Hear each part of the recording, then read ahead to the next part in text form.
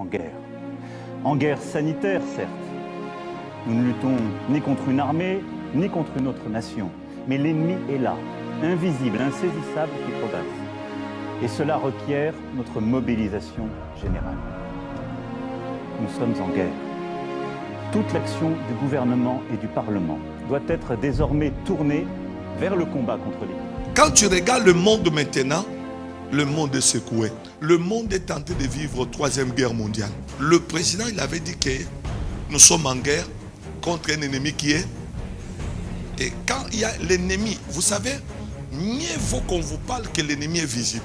L'église, si le temps là que nous vivons, on ne se réveille pas, on va se manger ici. Parce que tout le langage est vraiment clair, ce n'est que les spirituels qui peuvent comprendre. Je ne suis pas venu pour t'amener à avoir peur, mais je vais t'amener à comprendre que réveille-toi. Quand le président dit que l'ennemi est invisible, ça veut dire que les hommes invisibles, c'est l'église. Il s'est adressé aux hommes ou aux femmes spirituelles. Pour dire que le combat que nous avons, ça sera mené spirituellement. Que les spirituels qui s'engagent. Que les spirituels s'introduisent. Parce que l'ennemi est invisible. Comme il est invisible, ce n'est pas des armes normales qui vont l'attaquer. Ce n'est pas les radars qui peuvent le voir. Ce n'est que les femmes et les hommes spirituels. Je vais vous dire, la guerre que j'ai dit, Troisième Guerre mondiale, c'est quoi? Je voulais vous dire, ce n'est pas que la Troisième Guerre mondiale, c'est guerre spirituelle. C'est guerre où maintenant, le monde spirituel est en marche. L'ennemi est en marche. C'est-à-dire que ceux qui seront faibles pendant ces moments, ils ne pourront pas résister. Esprits faibles, ils ne vont pas résister.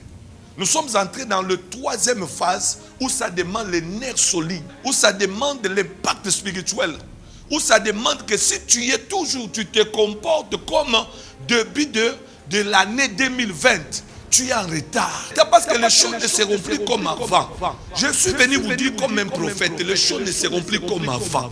Les choses, le monde a été déjà changé. Nous sommes dans le, je peux dire que nous vivons maintenant le deuxième monde spirituel. Nous sommes sur la terre. La Bible dit qu'ils sont dans le monde, mais ils ne sont pas de ce monde. Et les faibles qui sont dans la chair, ils vont craquer maintenant. Vous savez pourquoi ils vont craquer? Vous n'allez pas supporter ce qui va se passer. Ils ne vont pas supporter parce qu'au fur et à mesure, il y aura des décisions. Il y aura beaucoup de choses qui vont commencer à s'installer. Les faibles vont craquer.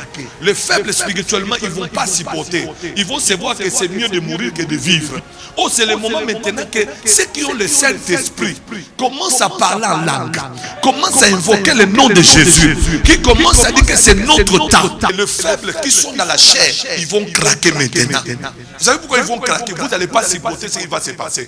Ils ne vont pas supporter parce qu'au fur et à mesure, il y aura des décisions. Il y aura beaucoup de choses qui vont commencer à s'installer. Les faibles vont craquer.